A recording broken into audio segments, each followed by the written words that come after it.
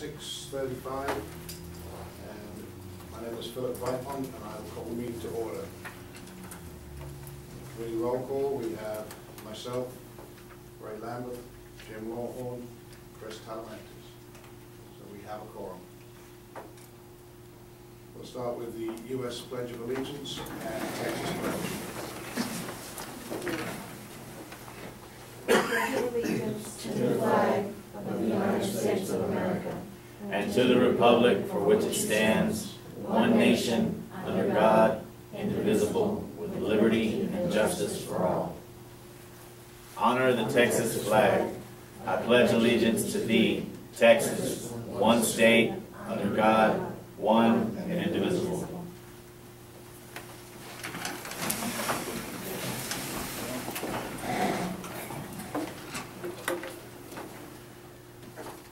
Okay, citizen comments. I think you wanted to talk on C Street. Oh, okay.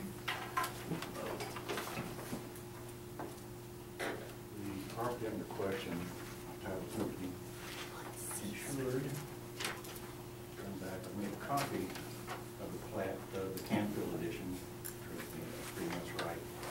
Relating with the highlighted part.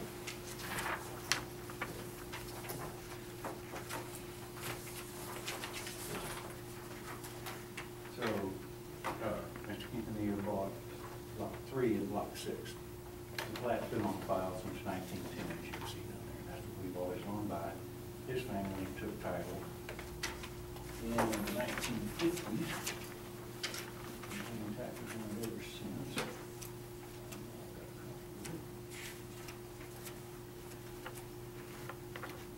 Let's see, Juan was your Uncle.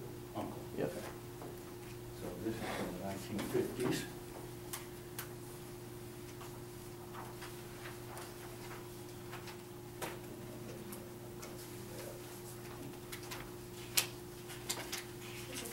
Oh, here.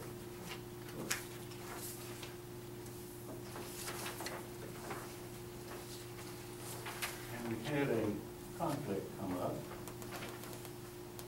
The Wilton County trustee of Floresville ISD, as you can see, there's only blocks 1, 2, 3, 4 in that block. Somebody was paying taxes at some point, and I can pretty much guarantee that the taxing authorities, for their convenience, which they do on a fairly regular basis, because they're really not title people,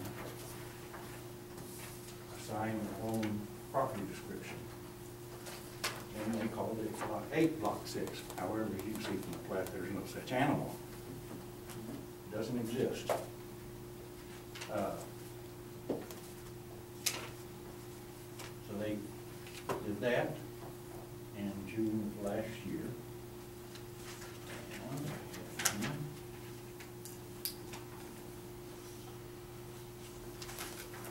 A survey that Ray Martinez did. He followed the guidelines put out by the taxing authorities.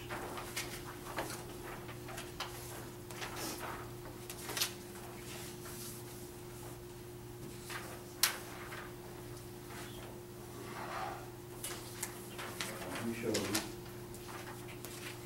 an overlap. For one thing, there's no such thing as Lot 8, so he says it is Lot 2, Block 6, the Barney Sanders law.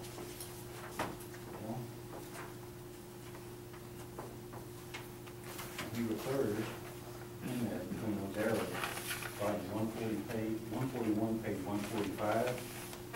That is a release of lien, not a deed.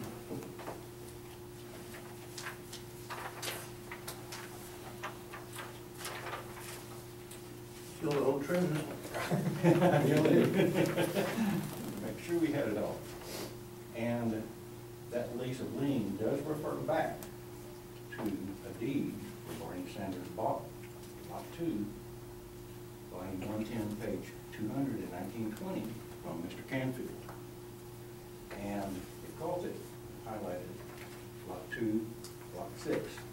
Then goes on to describe it by meets and bounds, which began in that kind of northwest corner. If on 70 feet by 213 by 70 by 213. So you've got 70 feet on C Street and 213 back. When Rick bought his lot, Pollock did a survey and showed it's actually 208 feet, not 213. So we have I don't know where somebody came up with lot 8. That's the channel. And you can see the survey, Greg kind of, if he had surveyed the surrounding property, which you're required to do in an insured sale nowadays, you would see that it exists. Said it was completed without the benefit of title commitment and other matters of record, easement, setback lines, etc., which may affect this tract, may not be shown. So I don't know where he got his guidance for it. But when he surveyed, did he survey on this here, volume 1669, the deed reference? Well, Is that if what? he did, that's the tax resale deed, and it shows lot 8, block 6, which doesn't exist.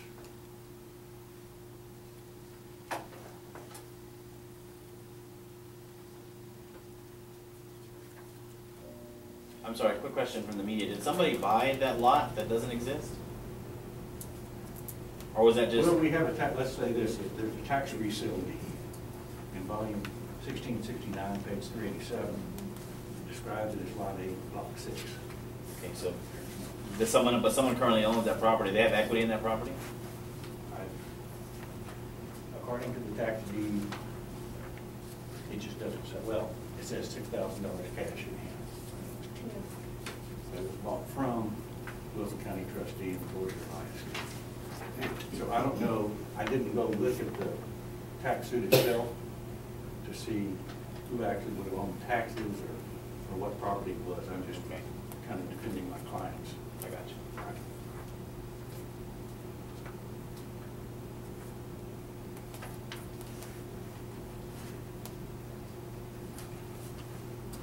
So we still have a 5-foot boundary dispute? And is anybody disputing when you bought it actually, it shows 5 feet on the long part of the lot? I wasn't even worried about really the 5 feet. I'm more worried about the overlap. The overlap. That says, they're running a survey that overlaps over my property on this survey. And that's the only thing I have dispute with. You know, I don't have any dispute with anything else, just the fact that they're using a survey that overlaps my property. I just figured they should just get it resurveyed in order to do it correctly. I mean, because they're questioning, they're laying claim to half of my yard. 90, it says on there, 67 feet by 90 something feet. Show me where. This right here. That is me. And here's my survey from 2001.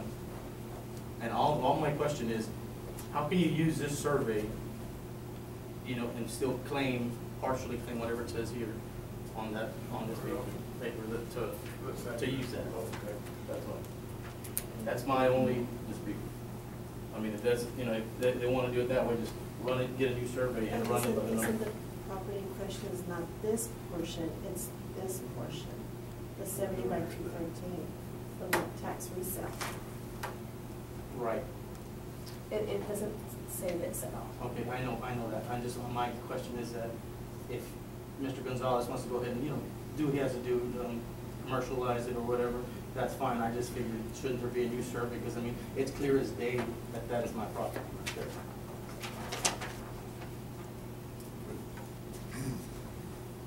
This is clearly not, but he's not on your property. So, yes, sir. Yes, sir. That the exact word. I'm just saying, why not get a new survey? They can still lay claim to my property by using this survey, and that's the only thing I have a problem with. I see what you're saying. Yes, sir.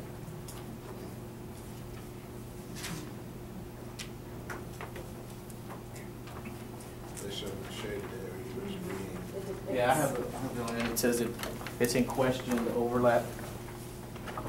And he does, the surveyor does explain that. I believe. Does the rezoning request cover any of the overlap? Cindy, I'm sorry? does the rezoning request cover any of the overlap? This is where it says. From what I understand, Overlap $200,000 record lot line, lot 8, that doesn't exist, and then you have record lot 69 by The 95. surveyor does indicate that and references that on the overlap on the survey.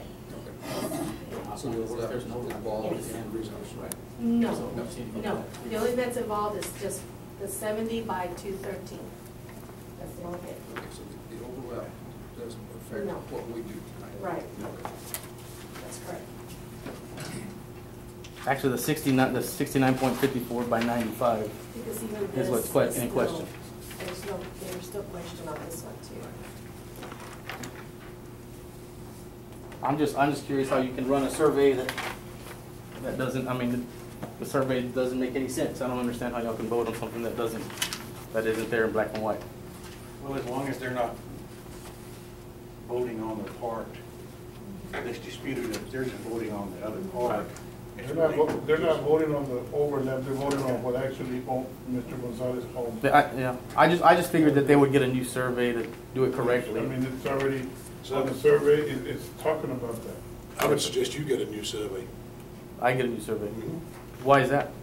So, well, we don't do surveys. Right, One of you has to pay for a survey. Right. That is correct. right. I've been there this whole time for 10 years. My question is, how can even there be a survey and overlap my property and make me spend more money out of my pocket whenever Well, that, it's clearly a mistake on somebody else's part. It's not my mistake. yeah. Well, I understand that. Yes, sir. I understand that.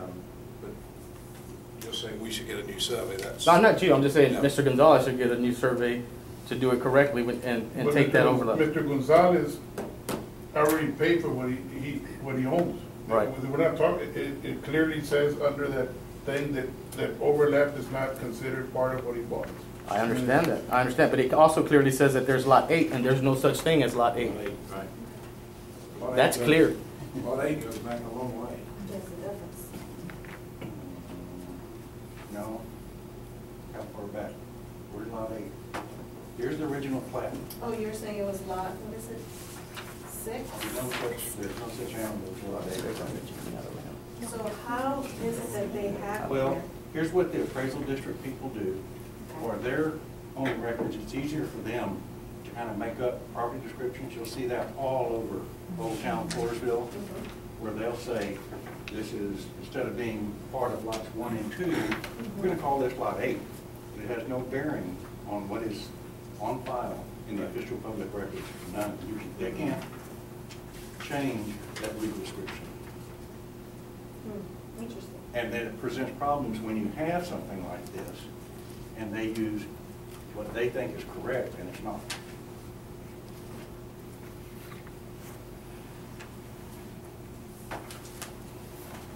It doesn't exist like your new subdivision, you don't have these problems.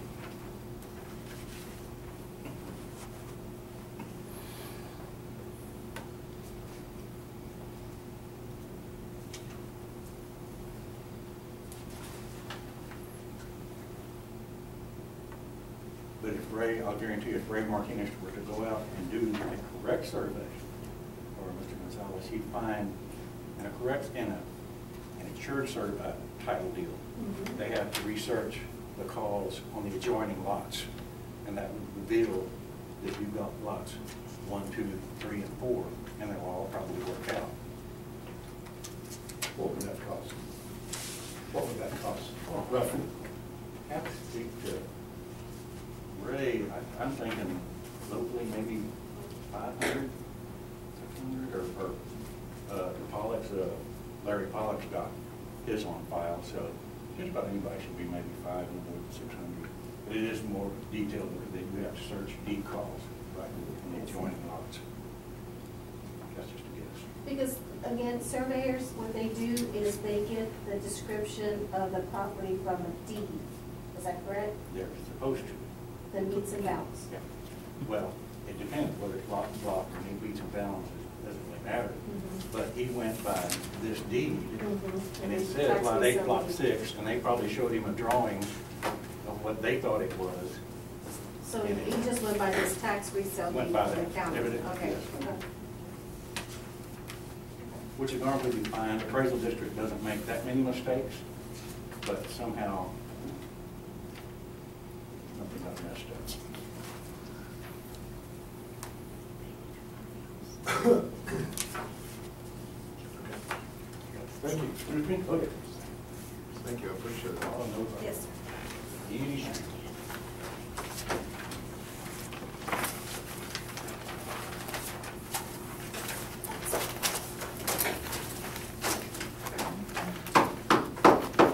By the way, if you're running any more of these and you want, now that I'm kind of retired, and you want somebody to go dig through old records, then I like to do that. You better got yourself a full-time job. Might keep my life. You realize you have been taped saying that, so. Oh, forgot to tell you about my back problems. I can't stand for a long time. Give me a holler. Let me know. Okay. See you later. Good to see you. Okay, let's approve the minutes from April 10th meeting.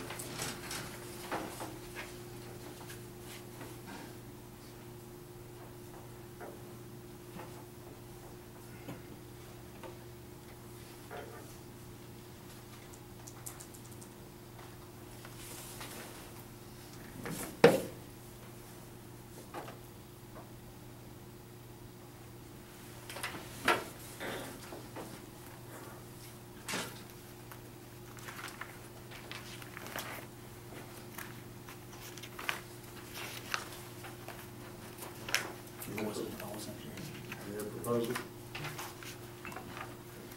I make a motion to approve the minutes. That's all I have to say. My own. Are we approving both the meeting minutes and the workshop minutes, or are we going to do it separately? I didn't think the workshop minutes needed to be. You approve? Did the April 10th thing?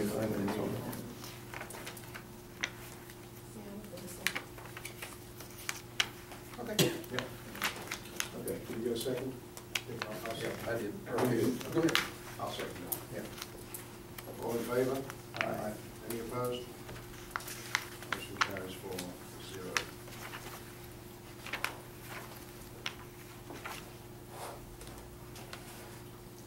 Now we have a public hearing to gather citizen input for the rezoning of the property at 907 East Street. We have, you should all have a copy of the petition that was turned in today. Right. Yes. And then, I can't read that. Rogine Stack. Would you like to speak? Yes, sir. Do I need to come up to the table, or do I need If, to? you can sit if you're more comfortable, as long as we can hear you.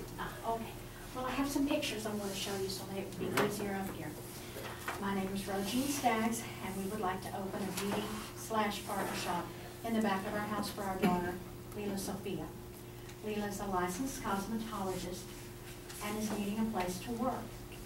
After working at a company in Pleasanton, she realized that there was a need for people with shops to stay open later to accommodate the working crowd that could not get to a shop earlier. This company was always turning away paying customers because they closed at 9. She wants her shop to be open from late afternoon to 11 or so at night. We were afraid for her to be in a shop by herself with those late hours and decided that she would be safer and benefit from being at our house, the back of our house. With those hours, we would also be at home with her 2-year-old daughter. And close enough that if there were any problems, we could help her. No one else keeps these hours. She looked around at other shops here in town. No one wants to stay open that late. She feels that there's plenty of people who would come to her shop needing these late hours. I went to the Wilson County Appraisal District office and asked if there would be any property tax increases for our neighbors because of this business on our property. I spoke with Danny Finner, an appraiser for the district. He told me that there would not be tax increases to our neighbors because of our building and running the shop on our property. I have taken pictures to show what we have built and the space we have in our backyard to accommodate parking. People could even turn around back there if they chose to, if they wanted to. We plan to cut another driveway beside Hilda, here, and she's here this evening, because the driveway that's between her house and our house is a joint driveway. Although We, I think, only own about 1.5 or 2 feet of the whole driveway. We don't own very much of it. But we have plenty space there where we can cut another driveway, and this is what we plan to do. That way, there is a semicircle that people can drive in and out of. Although we plan for the sign for her shop to be on the driveway we prefer people to use, and that would be the driveway that is totally 100% ours that we put in when we added to our home. Excuse me, would that semicircular drive then be in front of the building? It's in the back. In the back? It's in the back. The parking, the semicircular drive and everything is in the back. We have added onto the back of our house. Okay. Let me see. And this new driveway should be completed before Texas Department of Licensing and Regulation comes to inspect our shop.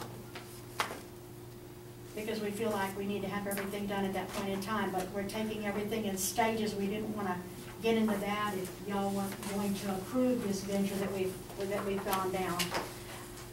We feel that the shop is a beautiful addition to our home and to the community, and would like for you to approve the changes that we need to continue this business venture.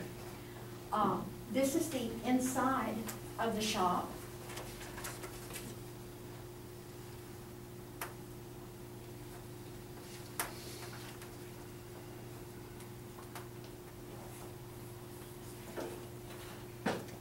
You've already done it inside? We've done it.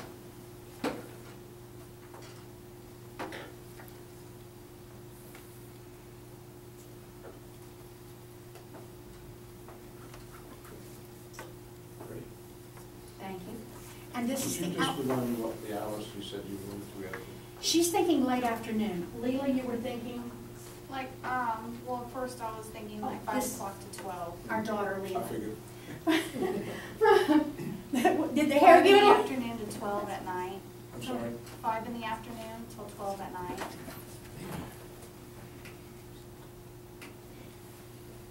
And this is the outside. And this is the door to her shop. It is in the back of the house. Everything is in the back. We've done some landscaping. We've made parking places where people can park easily on this side. How many clients could you take at once? Do what? How many clients at one time? At one time. At one time, one at a time, but you know, if you scheduled it properly, are you talking about having, how many people parking possibly? Did I see 2 seats? Yes, there's Okay. only 2. So Now, this is our driveway right here. I'm just trying to. But there ascertain are the, seats, there's a designated seating area for people to sit and wait if they don't want to sit in the other salon chair. I was just trying to ascertain how much traffic could be there at any one time. And this is the driveway that's between Hilda and my house, and we only, our portion of it, of the driveway, is only about right here. But we have a huge clump of trees here, and it's We easy could for us probably to. fit about 7 or 8 cars in the back. Easily. This is the backyard. Not as pretty as the landscaped part that we have, but I guess we need to show you that's the parking again. Got the boat and all the junk, but we do have quite a bit of space back there. And since my husband has, well, he's in construction, so he has Contracting trailers business. coming around and he has leftover this and that, and so we end up with things that we use later on, but not always at one time when he finishes a project. Those are those round to it things. I'll get round to it. Yes, there you go. Go on the honey-do list. Honey, would you do this? Honey, would you do that? And this, of course, is Danny Finner's card, if y'all need to see that I did go speak with him. Because I just don't want there to be any problems. We want it to be a nice thing. A good thing for her. She had been, she went to 2 separate places in Floresville and asked if she rented a chair, which was going to be, at that time, was going to be $350 a month. If she could stay open as late as she wanted to stay open. One shop said, we'd rather you not. The other shop said, sure, but you're gonna be responsible for the whole shop. And she would have been the only one in there. And I think both of those shops are on the highway, and to me, I felt like it was unsafe for a girl to be doing business on the highway later at night by herself. And so that's kind of why we went down this road, was to try to help her.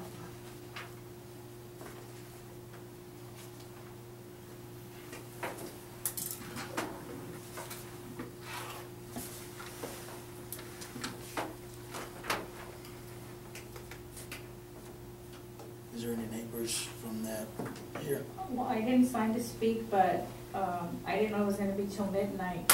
Yeah. But if they're gonna open a driveway, then we're gonna put a fence to make sure that it don't cross on our side. The only thing I'll say also is that I remember about 8 months ago, there was also a similar, and we voted no, due to the fact it was a certain area, it was a residential as well. And, you know, there wasn't too much support about that, but thing is, I remember it was brought up to there, if we did this, you know, you'd see more residential to turn into commercial, you know, really the commercial, residential. But I mean, like I said, I'm just giving you what was brought to us about 8 months ago, and we turned that individual down. Due to, I mean, I see that, I know the problem with the oil. It's hard to have a business on the property, commercial, because, you know, price gouging went up big time. It's hard for some, that was the exact, and it was a father and son that tried that. I think Public hearing part is gathering input right now. Is there anybody else that wants to speak on this? If not, I'm going to close the public hearing part. Thank you for your pictures and input.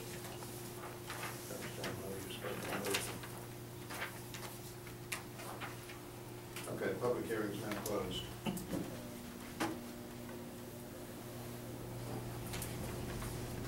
And a new business was an action to approve rezoning from residential R1 to commercial at 1716 and 1718 C Street.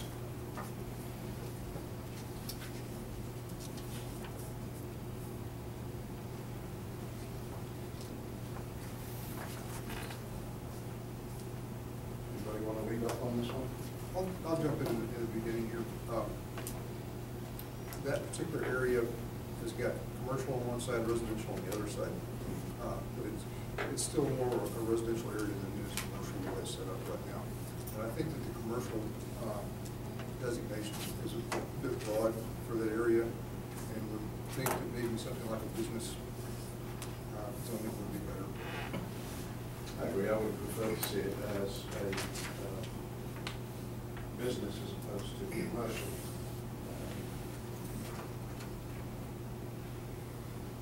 You intend to build offices there? Correct. But, you know, I want to keep my options open, but offices is what I'm leading up to. Okay. Do you have plans done for building? No, I want to get this done first and then move on.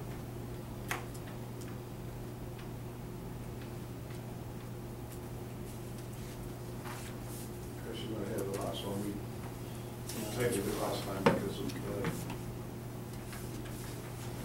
the boundary dispute, which kind of came up again tonight.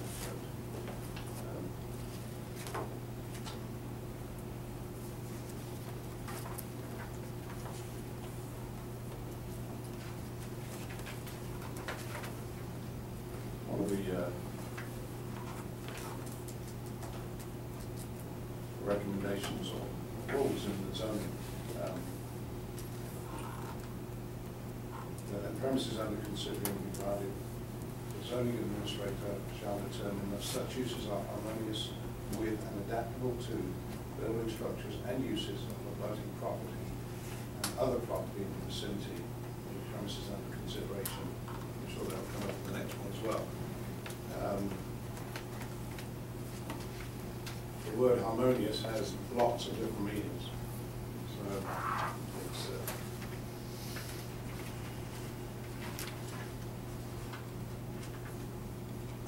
agree, we don't have a boundary dispute on this now.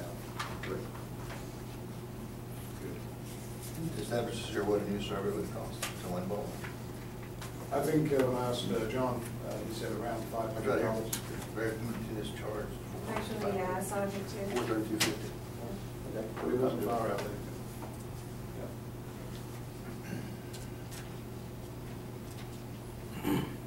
But the property that he's actually requesting for commercial use on is not part of any of the disputed areas. I'm right in saying that. I guess with whatever's highlighted, yeah, but Yeah. I'm just going by the survey that's on paper.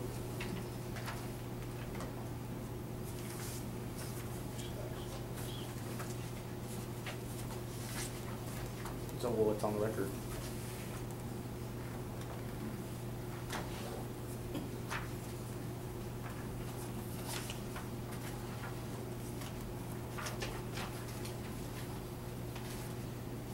If this were approved for business use, this would comply with what he's wanting to do, correct?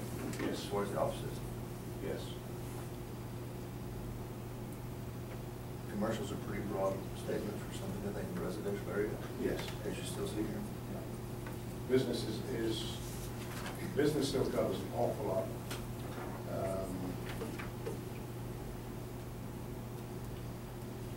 Any use permitted in R2, which is multifamily residential, automobile parking lot, bakery, retail sales only, banks, bowling alleys, driving restaurants, dance hall, music academies, florist shop, greenhouse, frozen markets, gasoline service station with some stipulations, hotels, motels, laundry service, offices and office buildings, personal services use, including barber shops, beauty parlors, retail stores, theaters. There's businesses but it doesn't specify in business some of the things that you can put in commercial, such as cleaning the drying ponds, milk distributing station, mortuaries. They're separated. Yeah. So.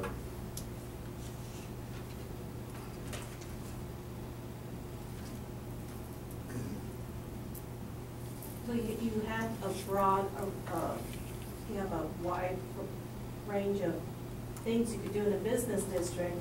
Commercial is just more of a bigger scale. Right.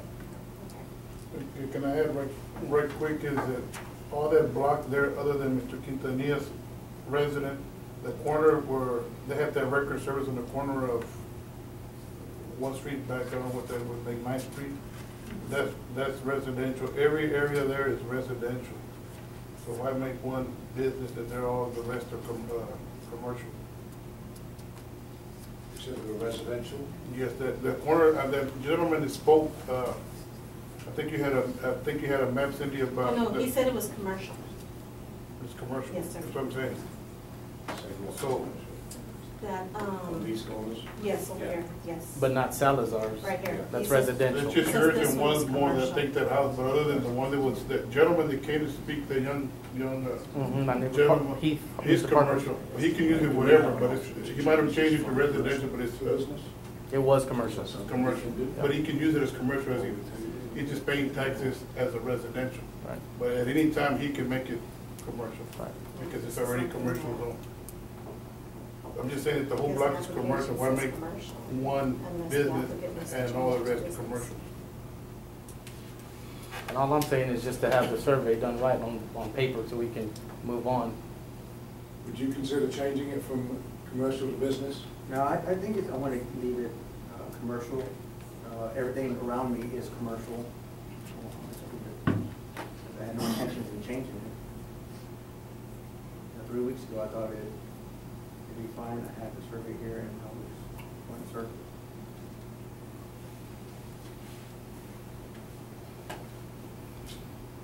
You looking for action? Well, the proposal has to come, or it doesn't have to come from the. I'll move to approve business. Can't do that.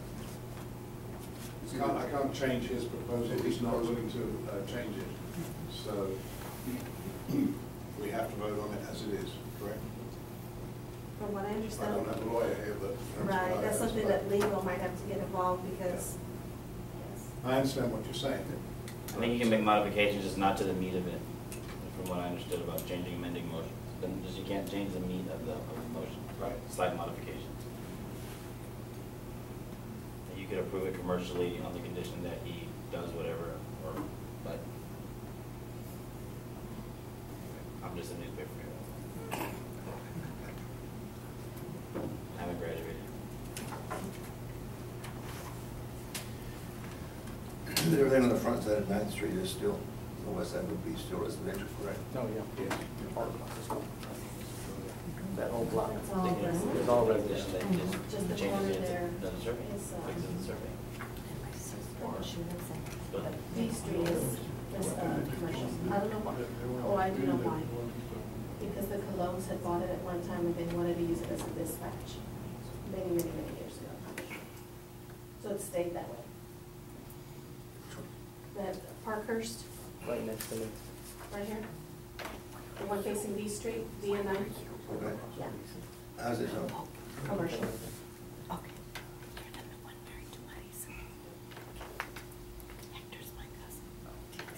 Which is odd, because it's a house. It's a house, Yeah. so. But that was when Colon had that record service. that Right, they had. he went to use it as a dispatch area. But there's a family in there now. Yeah, but I'm just saying that the whole block is commercial. Yes, sir. Except for the 2 houses. There's only 3 houses on that block. 2 of them are residential. Yeah. And then, of course, the main highway with the businesses on the front.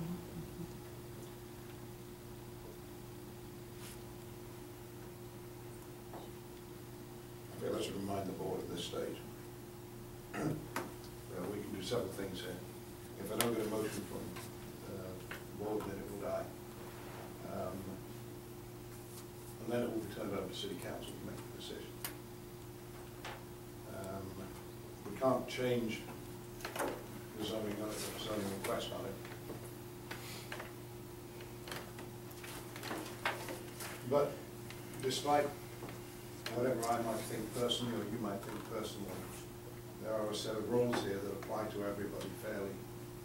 And if there are no specific reasons for declining this, then we as a commission cannot decline, except by vote.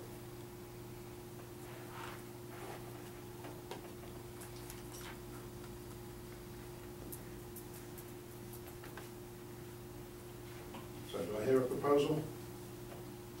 We've had no objections from the people on 9th Street, have we? Nobody's come to protest or nothing negative? Check on that. Do the minutes on it, the last one. Because we had a public hearing on it. Yes. We didn't have a second public hearing because we just tabled it.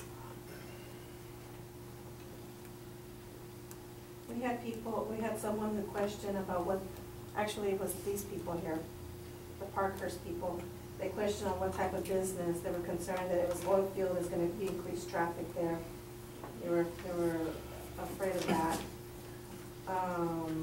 Of course, Mr. Quintanilla was about the boundaries. About boundaries. And even the Sanchez's were questioning that easement on the backside of their property there, so, yeah. That's what I have. But nobody signed any kind of document in the protest? No. Mm-mm.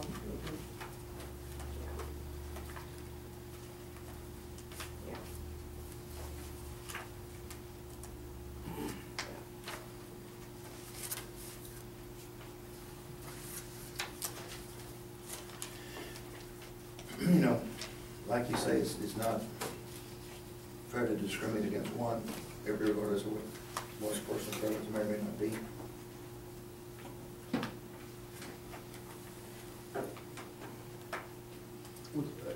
Sort of a broader question that I would have here. You're in the process of working with a consultant on developing a land use plan.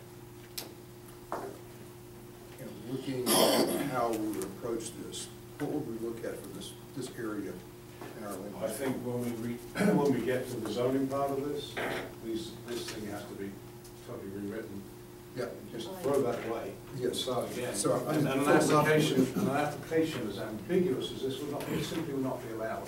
You can't just put commercial office rental. If we pass it for commercial, you can put oil trucks on there the next day. This office rental, I think as we go forward in the land use plan, we need to lay out specific guidelines of if you buy this piece of land, well, we need to know what you want to do on it. We can't just give you carte blanche commercial and you end up putting up 3 drilling rigs, you know? So that's part of what we should have been doing earlier tonight. Going forward is making sure our zoning is tied up tight.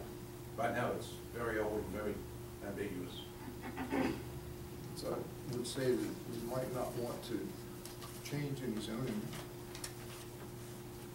without thinking more about what we're going to do with our land use plan. Unfortunately, the only moratorium we have is on special use permits. Sure. So again, it comes back to the rules of what we have to do as a commission. And yes, it would be nice to put this on hold until we've done our land use plan, but that's not fair on. No, That's not fair on him. And I'm not saying that we should put it on hold, but what I'm asking is, in spite of whether the paperwork being up to speed or not, is once we have our land use plan in place, would we think property in that area would be commercial, business, or something else? So, you know, a year from now, when we see some place, what do we think that area would be used for? It would be business, pretty much.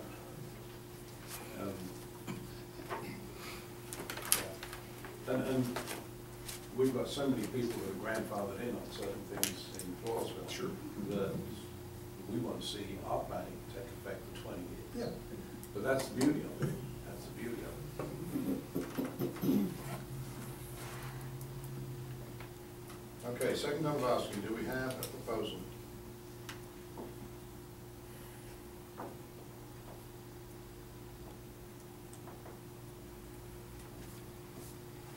And the application dies from the lack of proposal. And we pass to city council tomorrow night? Next week, Next week. yes.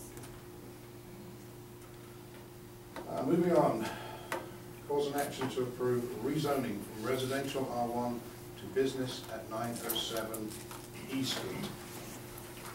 You all have a petition that was turned in today.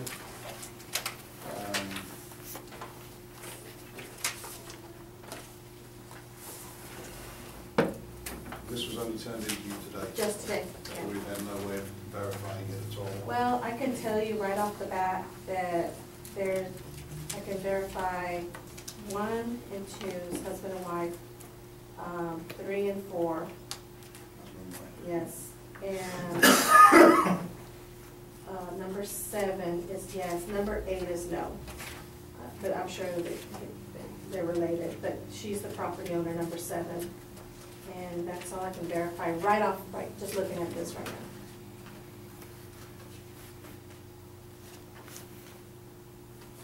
I had a chance to look at the property.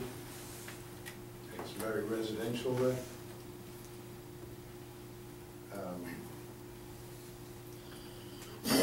Despite being fairly close to Pico Fuels and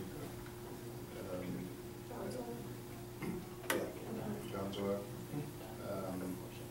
We don't have, I think, any of these people here tonight.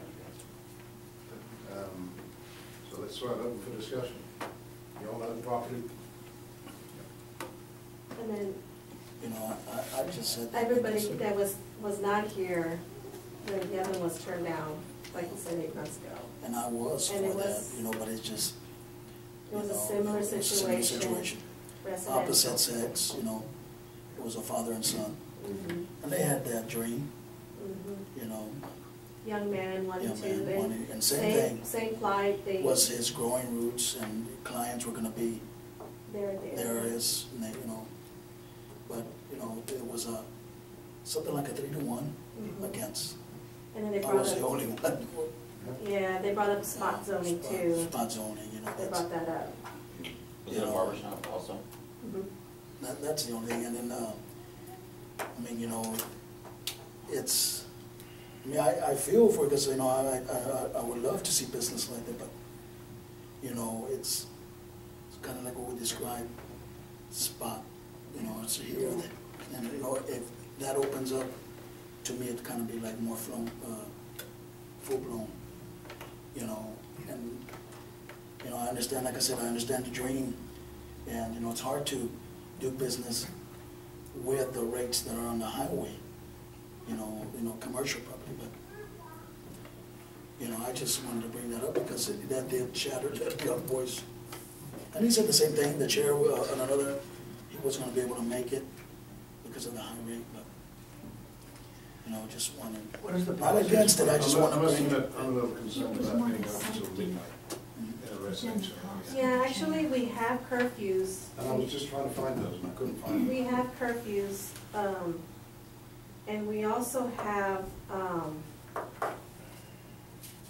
curfews. The chief of police will probably tell you, I'm not sure what the time is, but I think it's 11. And then we also have,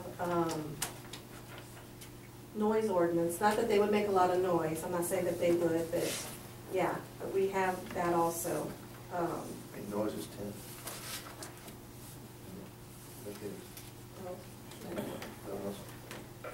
Well, maybe earlier, I'm not sure. So, and, No, it's 10. is it 10? Yeah. Okay. But on the code side of things, they do meet all the requirements. They do have ample space for parking. They have the ingress, egress. They have,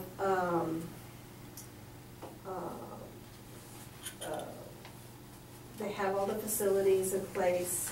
Code-wise, they meet everything.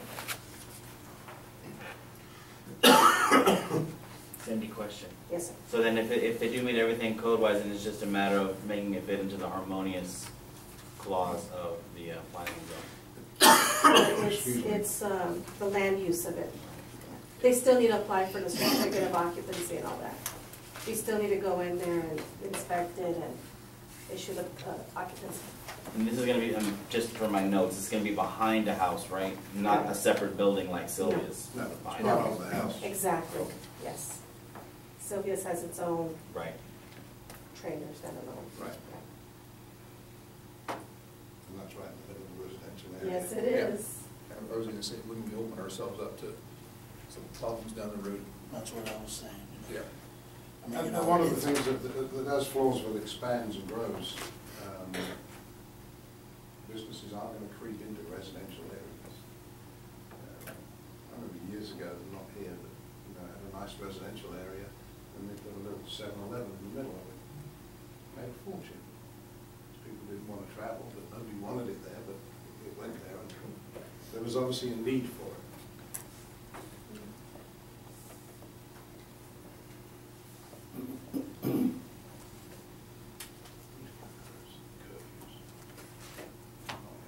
Cindy, is there anything in the handbook about petitions as far as how it handled? Let's see. No, your ordinance book. It does. What is the petition for? For, against, Petition reads at the top, petition against commercial property change at 907 East Street, residential only. How many names? we have 10. 10 names. Immediate vicinity? Yes, the addresses are immediate, and it says all our Felipe's neighbors. Thank you. There should be a possibility of getting a copy of that at the end of the meeting. That would have to be in open records, because that's submitted. Yeah, I'll submit it, so. Yeah, I can shoot you a request tomorrow. Yeah, that's fine. Yes. No problem.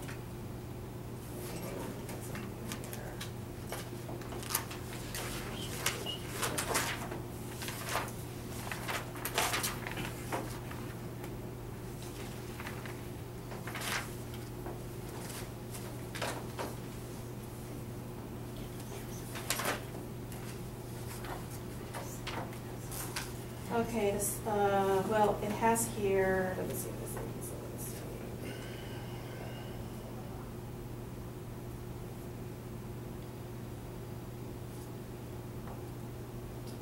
The regulations, restrictions, and boundaries set forth in this chapter may from time to time be amended supplemented, changed, or repealed from initiation by the city administrator, city manager, the city council, or by a petition of a property owner or owners on their authorized agents, provided, however, that no such action may be taken until the question has been referred to the zoning administrator for consideration of the question, and the recommendation received, and until a public hearing has been held in relation thereto before the city council, at which parties in interest and citizens shall have an opportunity to be heard. And then it goes on where you have to have 10 days for hearings, notices, and all that good stuff. And then it says where we're supposed to send out to property owners within 200 feet. Now, it says, in case a protest against such change is signed by the owners of 20% or more, either of the area of the lots included in such proposed change, or of those immediately adjacent in the rear thereof extending 200 feet, or of those directly opposite thereto extending 200 feet from the street frontage of such opposite lots, then such amendments shall not become effective except by gaining the favorable vote of at least 2/3, but it says of the city council. That's how the petition works. Another quick question, Cindy. From listening to you read that, does it not mean that the petition can come before the public hearing, but it's only during the public hearing that the ones who are trying to express something against it are allowed to express it there?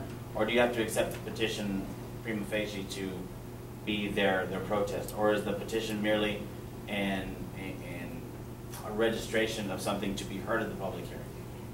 It doesn't clearly say to like the planning and zoning commission or the zoning administrator. It says just to city council and to the public hearing of the city council. But you did something about it, circulating something within 10 days? Well, what it is we're supposed to send notices out to give the property owners within 200 feet, 10 days. We have to give notice within 10 days, so they have a chance to call and to come to the public hearing. And I obviously to sign a petition. No. We did that. Yes, yes.